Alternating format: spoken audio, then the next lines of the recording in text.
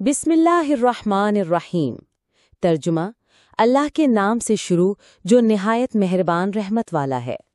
आप देख रहे हैं दिल से बातें 454, जहां कहानियां बनती हैं सबक और बातें जाती हैं दिल तक। प्यासा हिरन मुकम्मल कहानी।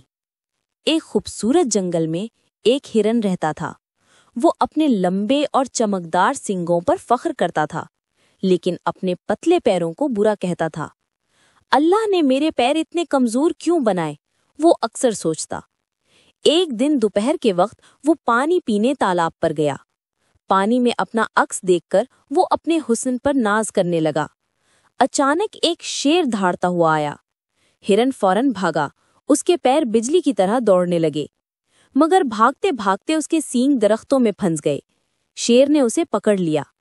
मरते वक्त हिरन ने अफसोस से कहा कि जिन पैरों को मैं बुरा कहता था वो मुझे बचा रहे थे, और जिन सींगों पर मैं फख्र करता था वो मेरी मौत का सबब बने। सबक: गुरूर इंसान को अंधा कर देता है और असल ताकत हमेशा सादगी और आजिज़ी में होती है। अगर कहानी दिल को लगी हो तो दिल से शेयर कीजिए, और हाँ, सब्सक्राइब करना मत भूलिए। मिलते हैं अगली बात में, सिर्फ दिल से बातें 454 पर।